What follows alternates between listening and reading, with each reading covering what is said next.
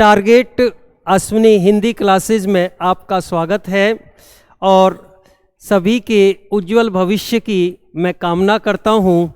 2 लाइनों में आपके सभी की उज्जवल भविष्य के लिए शुभकामना देता हूँ। तुम्हें ना कोई विषाद हो, पूरी सबकी मुराद हो। तुम्हें ना कोई विषाद हो, पूरी सबकी मुराद हो। ख्वाहिश और अरमानों के ख्वाब आपके आबाद हों। आप अपने लक्ष्य तक पहुँचें, अपने उद्देश्य में निश्चित रूप से सफलता प्राप्त करें। हमारी यही शुभकामनाएं हैं आपको। देखिए, हिंदी में सबसे पहले वर्ण जो होता है, वर्णमाला की सबसे छोटी इकाई को हम वर्ण कहते हैं। वर्ण जो होता है, अंग्रेजी में जैसे आपका लेटर होता है ए से जेड तक, ऐसे हिंदी में वर्ण होता है। तो वर्ण क्या होता है? जिसके हम टुकड़े ना कर सके, जिसे 2 भागों में ना बांट सके, उसे वर्ण कहते हैं। तो अगर वर्ण का अर्थ आ जाता है, साथ साथ आप जो है समझते जाइए, नोट भी करते जाइए। वर्णमाला की वह छोटी से छोटी इकाई, नोट कर लीजिए, डेफिनेशन आ जाती है, परिभाषा आ जाती है। वर्ण क्या होता है? वर्णमाला की वह छोटी से छोटी इकाई जिसके टुकड़े नहीं किए जा सकते। वर्णमाला की वह छोटी से छोटी इकाई जिसके टुकड़े नहीं किए जा सकते, वर्ण कहलाती है। जिसके टुकड़े नहीं किए जा सकते, वर्ण कहलाती है। अब आप देखेंगे, आपका वर्ण है, मान लीजिए ए, तो इसको 2 भागों में डिवाइड नहीं कर सकते आप, तो इसको टुकड़े नहीं कर सकते, इसको 2 भागों में हम बांट नहीं सकते, विभक्त नहीं कर सकते। ये आपकी वर्ण हो गई। अब देखिए, हिंदी में वर्णों की संख्या कितनी होती है? वर्ण आपके 2 प्रकार के होते हैं। वर्ण 2 प्रकार के होते हैं। पहला है आपका स्वर और दूसरा है आपका व्यंजन। सेकंड है आपका व्यंजन। पहला आपका स्वर है और दूसरा है व्यंजन। अब देखिए, संख्या जानने से पहले इसके बारे में समझ लीजिए, स्वर क्या होता है और व्यंजन क्या होता है। स्वर एक स्वतंत्र ध्वनि है। इसका उच्चारण बिना किसी की सहायता के किया जाता है। तो आप स्वर के बारे में लिख लीजिए, जिन वर्णों का उच्चारण बिना किसी की सहायता के किया जाता है। जिन वर्णों का उच्चारण बिना किसी की सहायता के किया जाता है, बिना किसी की सहायता के किया जाता है, और जिनमें वायु बिना किसी रुकावट के, जिनमें वायु बिना किसी रुकावट के मुंह से बाहर निकलती है। जिनमें वायु बिना किसी रुकावट के मुंह से बाहर निकलती है, स्वर कहलाते हैं। बिना किसी रुकावट के मुंह से बाहर निकलती है, स्वर कहलाते हैं।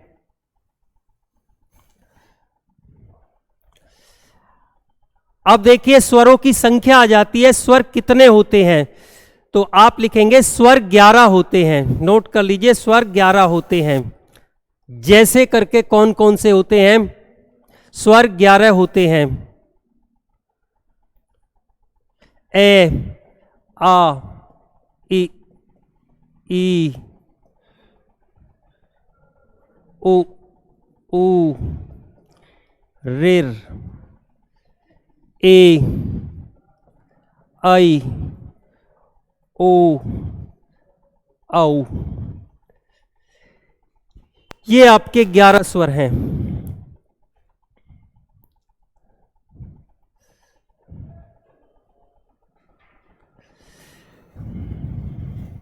ये आपके 11 स्वर हैं। देखिए, पहले वाला आपका लघु स्वर है। इसके उच्चारण में कम समय लगता है। ए उच्चारण हो गया। आ, दुगना समय लगा उच्चारण में। ई, उ, इसे ऋ बोलते हैं। ये ए है, ये ऐ है, ये ओ है, ये औ है। ये 11 आपके स्वर हो गए। जैसे अंग्रेजी में आपके वोबिल होते हैं ए, ई, आई, ओ, यू, 5 वोवेल होते हैं, ऐसे ही हिंदी में 11 स्वर होते हैं। अब देखिए 2 स्वर ऐसे हैं जिन्हें हम अयोगवाह स्वर कहते हैं, वो अयोगवाह स्वर कहलाते हैं, उनकी संख्या 2 होती है। तो आप लिखेंगे अयोगवाह स्वर, अयोगवाह स्वर। अयोगवाह जो स्वर हैं वे आपके 2 हैं, संख्या में 2, एक तो अंग और एक अह, अंग और अह, ये अयोगवाह स्वर की कैटेगरी में आते हैं। अगर क्वेश्चन ये आ जाए स्वरों की संख्या कितनी है तो 11 ही राइट करेंगे, और क्वेश्चन ये आ जाए अयोगवाह सहित कुल कितने स्वर हैं तो 13 को राइट करेंगे। ठीक है, स्वर 11 ही होते हैं और अयोगवाह सहित जो स्वर होते हैं वो आपके 13 होते हैं। यहां तक आपकी समझ में आ गया? स्वर 11 हैं, कौन कौन से हैं ये आपको मैंने बता दिया, ए आ ई उ ऊ रिर, ए ऐ ओ औ, ये 11 स्वर हो गए। उसके बाद में अंग और अह, ये आपके क्या हो गए, अयोगवाह स्वर। यहां तक समझ में आ गया? अब देखिए क्वेश्चन ये भी आ जाता है, स्वर जो हैं आपके ह्रस्व स्वर कौन कौन से हैं और दीर्घ स्वर कौन कौन से हैं। ह्रस्व का मतलब होता है लघु स्वर, ह्रस्व स्वर, इसे भी साथ साथ टॉपिक को ले लेंगे, या लघु स्वर। 2 नाम है इसके, ह्रस्व या लघु स्वर, अलग है। इनमें से छांट के लिखेंगे हम कौन कौन से ह्रस्व स्वर हैं। ठीक है, तो ह्रस्व या लघु स्वर कौन कौन से हैं, एक तो ए, छोटी ई, छोटा ऊ, री से ऋषि जिसे रिर बोलते हैं, और एक आपका अर्धचंद बिंदु, इसे अर्धचंद बिंदु, ये आपके ह्रस्व या लघु स्वर हैं। केवल आपके ये 5 आते हैं, इनकी संख्या ह्रस्व या लघु स्वर की 5 है, ए, इ, उ, रिर और अर्धचंद बिंदु, ये होते हैं आपके ह्रस्व या लघु स्वर। ठीक, उसके बाद में देखिए दूसरा होता है आपका दीर्घ स्वर, या दूसरा नाम है इसका गुरु स्वर, इसे गुरु भी कहते हैं, दीर्घ या गुरु स्वर, 2 नाम है आपके। कई बार क्वेश्चन आ जाता है दीर्घ स्वर को दूसरा किस नाम से जानते हैं, गुरु स्वर। ठीक है, ह्रस्व स्वर को लघु स्वर कहते हैं। तो ये कौन कौन से हैं आपके, आ,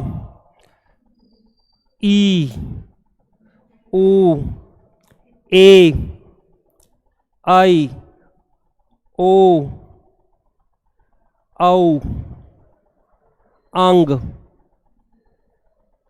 और अह।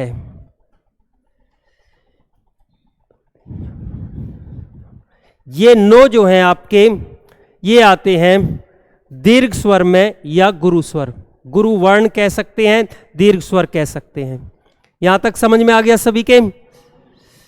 स्वरों के प्रकार आपके कंप्लीट हो जाते हैं। अब आते हैं व्यंजन पर। ठीक है,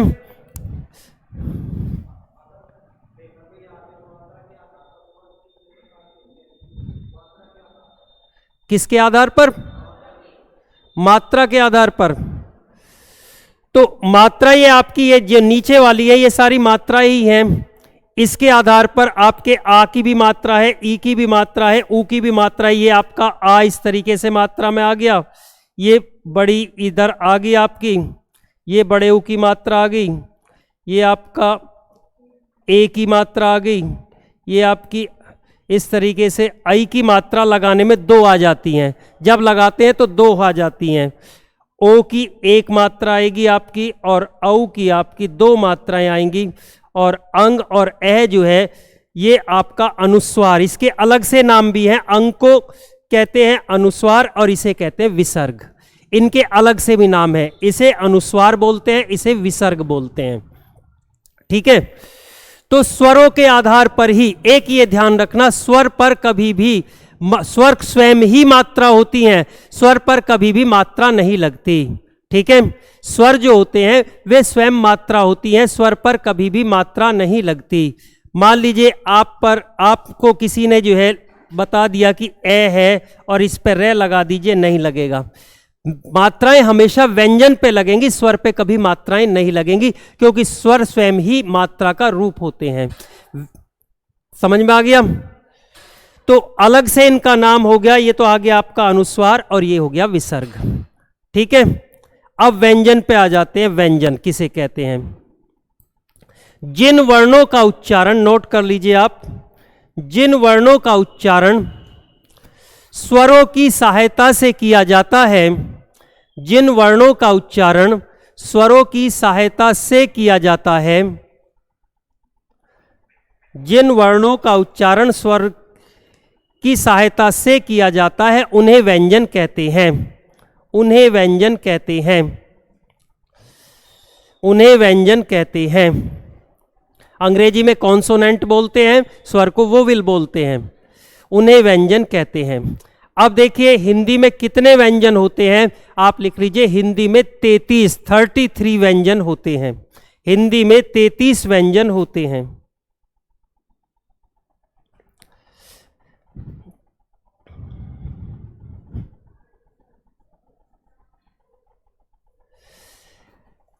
देखिए व्यंजन की कैटेगरी है, कैटेगरी भी मैं आपको बताऊंगा। जहां से उच्चारण होता है उसको एक नाम दे दिया, जैसे कंठ है, दंत है, तालव्य है, मूर्धन्य है, ये सारी की सारी एक कैटेगरी में वर्णमाला को बांट दिया गया, जहां से जिसका उच्चारण होता है। इसीलिए देवनागरी लिपि को वैज्ञानिक लिपि कहा जाता है। हमारे यहाँ ये नहीं है कि अंग्रेजी में कहीं सी का उच्चारण से होता है, कहीं कै के लिए होता है। हिंदी में जो बोल दिया, जो लिख दिया, एक्यूरेट उसका प्रोनाउंसिएशन है और एडजेक्ट उसका जो है एक मीनिंग होता है। तो देखिए स्वर में, इसमें व्यंजन में कै, खे, गे, घे और ये हो गया आपका अंग है। कै, खे, गे, घे, अंग है। ये कै वर्ग की कैटेगरी में आते हैं। कै वर्ग का मतलब स्टार्टिंग का कै है, तो इन्हें कै वर्ग बोलते हैं। लेकिन इनका उच्चारण किससे होता है? गले के द्वारा होता है, कंठ से होता है, इसलिए इन्हें कंठ कहते हैं। ये सारे वर्ण आपके कंठ कहलाते हैं। कंठ ध्वनि, कंठ का मतलब गले के द्वारा इनका उच्चारण होता है। कै, खे, गे, घे, अंग। उसके बाद च वर्ग में आपके चलेंगे च, छ, जय, झ और ये आपका य होता है। य ज्यादातर लोग क्या बोलते हैं, इनको अणे खाली बोल देते हैं, जबकि ये अणे खाली नहीं है। फोनोलॉजी हिंदी की आप पढ़ेंगे, ध्वनि विज्ञान, तो इसे य बोलते हैं। य नाक से उच्चारण होता है। य च, छ, जय, झ, य। ये आपका जो उच्चारण होता है ये तालव्य कहे जाते हैं। तालव्य,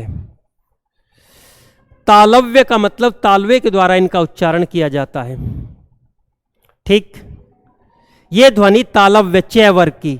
उसके बाद है आपका टे, ठे, डे, ढे और अणे। ये मूर्धन्य होती हैं। मूर्धन्य, मूर्धन्य का मतलब होता है जिह्वा का आगे का भाग। मूर्धन्य, इन ध्वनि को हम मूर्धन्य बोलते हैं, जो टे वर्ग के अंतर्गत आती हैं। मूर्धन्य ध्वनि समझ में आ गया यहां तक सभी की? उसके बाद है आपका ते, थे, दे, धे और ने। ये ध्वनि बोलते हैं दंत, यानी दांतों के द्वारा इनका उच्चारण है। अगर आप मुंह को बंद कर ले, दांतों के द्वारा इनका उच्चारण है, तो इनका उच्चारण नहीं कर सकते। ते, थे, दे, धे, ने। दंत ध्वनि बोलते हैं, इन्हें बोलते हैं दंत ध्वनि। एग्जाम में आपसे पूछा जा सकता है, मान लीजिए कोई भी वर्ण दे दिया, इनमें से दंत ध्वनि कौन सी है, तो आपको पता होना चाहिए जितने भी तय वर्ग के हैं, ते, थे, दे, धे, ने, ये दंत ध्वनि है। पूछा जा सकता है मूर्धन्य कौन सी है, कंठ कौन सी है, तालव्य कौन सी है, तो इनको आपको लेटर को याद रखना चाहिए, वर्णों को कौन सी किस कैटेगरी में आती हैं। ठीक है, उसके बाद में आता है पे, फे, बै, भै और मैं। पै, फै, बै, भै, मैं, इनका उच्चारण होठों के द्वारा होता है, इन्हें ओष्ठ कहते हैं। ओष्ठ ध्वनि, ओष्ठ ध्वनि बोली जाती है, होठों के द्वारा इनका उच्चारण होता है। नेक्स्ट है आपका ये, रे, ले और वे। ये, रे, ले, वे, इन्हें अंतस्थ ध्वनि बोलते हैं। अंतस्थ, अंतस्थ ध्वनि, अंतस्थ ध्वनि, यानी अंदर से इनका उच्चारण होता है, इसलिए इन्हें अंतस्थ ध्वनि कहा जाता है। गले का जो अंदर का हिस्सा होता है, वहां से इनका उच्चारण या प्रोनाउंसिएशन होता है। ये, रे, ले, वे। देखिए उसके बाद में से, शे, से और है, इन्हें ऊष्म ध्वनि बोलते हैं। इनमें मुंह से एक ऊष्मा निकलती है जब इनका उच्चारण करते हैं। ऊष्म, ऊष्म ध्वनि, ऊष्म ध्वनि, ऊष्म ध्वनि बोली जाती है। इनका उच्चारण देखिए, जिसमें अंग्रेजी में केवल एस बनता है उसे से बोलते हैं, इसे एस एच जो बनता है शे बोलते हैं। और ये जो है आपका, जो जिसे आप षटकोण वाला से बोलते हैं, इसमें बाद में खे की ध्वनि निकलती है, इसे शक बोलते हैं। शक, ध्वनि विज्ञान में इसे शक बोलते हैं। इसीलिए तुलसीदास जी ने अपनी रामचरितमानस में जहां भी लखन शब्द लिखा है, लखन, तो वो इस तरीके से लिखा है, लखन। क्यों? क्योंकि इसमें खे की ध्वनि निकलती है। इसे लशन नहीं पढ़ेंगे, इसे लखन पढ़ेंगे, क्योंकि इसे शक बोलते हैं। शक, से, शे, शक और है। यहां तक समझ में आ गया? अब देखिए प्रश्न आ जाता है, ये तो हो गए आपके संयुक्ताक्षर से पहले हम एक प्रश्न लेंगे, नासिक्य वर्ण। नासिक्य वर्ण, इनमें से नासिक्य वर्ण कौन से हैं? नाक के द्वारा जिनका उच्चारण होता है, एक तो ये लास्ट के जितने भी है, अंगे, ये, अणे, ने और मैं, ये 5 होते हैं। 5 वर्ण होते हैं आपके नासिक्य वर्ण। इनके नाम मैं अलग लिख देता हूं एक बार फिर से। अंगे, ये, अणे, ने और मैं, ये 5 जो वर्ण है ये नासिक्य ध्वनि बोलते हैं। नाक के द्वारा इनका उच्चारण होता है, इन्हें बोलते हैं नासिक्य वर्ण। यहां तक समझ में आ गया सभी के? अब देखिए आपके द्विगुण व्यंजन होते हैं 2। द्विगुण व्यंजन, क्वेश्चन आ जाता है द्विगुण व्यंजन कितने होते हैं? ये संख्या में आपके 2 होते हैं। 2 कौन कौन से होते हैं? व्यंजन में 2 गुण बढ़ जाते हैं। एक तो आपका डे के नीचे आप यहां पे अड़े बना दिया और ढे के नीचे अढ़े बना दिया, ये 2 द्विगुण व्यंजन हो गए आपके। द्विगुण व्यंजन, द्विगुण व्यंजन। यहां तक समझ में आ गया? उसके बाद में संयुक्ताक्षर लेंगे आपका। संयुक्ताक्षर, संयुक्ताक्षर का मतलब होता है मिले हुए। संयुक्ताक्षर को संयुक्त व्यंजन भी बोलते हैं। संयुक्त व्यंजन, संयुक्त का मतलब होता है 2 वर्णों के योग से। प्रश्न आ जाता है और बार बार आता है कि ये किस किस के योग से बने हैं, तो आपको पता होना चाहिए। पहले तो संख्या है, संख्या संयुक्त व्यंजन की कितनी है? संख्या है 4। 4 संयुक्त व्यंजन है, अक्षय, गे, त्रय और श्रेय। ये 4 संयुक्त व्यंजन है। संयुक्त का मतलब होता है मिले हुए, 2 वर्णों के योग से ये बनते हैं। अक्षय जो बनता है कै प्लस से, ये वाला से, ये इनके योग से बनता है। गे, ये आपका जय प्लस ये, त्रय तय प्लस रे, श्रेय बड़ा से प्लस रे, इनके योग से ये बनते हैं, इसलिए इन्हें संयुक्ताक्षर या संयुक्त व्यंजन कहते हैं। दो दो वर्णों के संयोग से बनते हैं, इसलिए इन्हें हम संयुक्ताक्षर या संयुक्त व्यंजन कहते हैं। संयुक्त का मतलब होता है मिले हुए, दो वर्णों के योग से मिले हुए। देखिए एक वर्ण और है संयुक्ताक्षर में, लेकिन वर्णमाला में उसका वर्तमान में प्रयोग तो होता है, लेकिन संयुक्ताक्षर में गिनते नहीं है, लेकिन उसके बारे में भी पूछ लेते हैं एग्जाम में। ये आपका दै, विद्यार्थी, विद्यालय, ये संयुक्ताक्षर ही है, लेकिन इसको 4 ही संख्या मानी गई है। संख्या वर्णमाला में 4 ही मानी गई है। यूज इसका भी होता है। ये किस किस के सहयोग से बनता है ये पूछ लेते हैं, दै प्लस ये। ठीक है, विद्यालय, विद्यार्थी, इस तरीके से।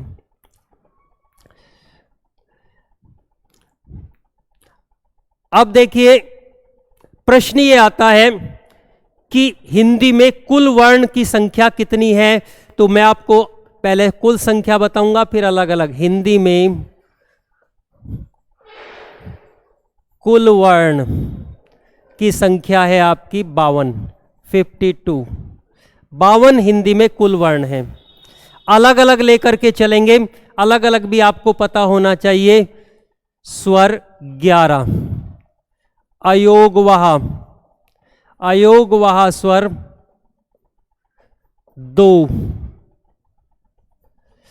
उसके बाद है आपका व्यंजन 33, द्विगुण व्यंजन, द्विगुण व्यंजन हो गए आपके 2। संयुक्ताक्षर या संयुक्त व्यंजन, 2 नाम है आपके संयुक्त व्यंजन, ये हो गए आपके 4। टोटल संख्या आपकी 52।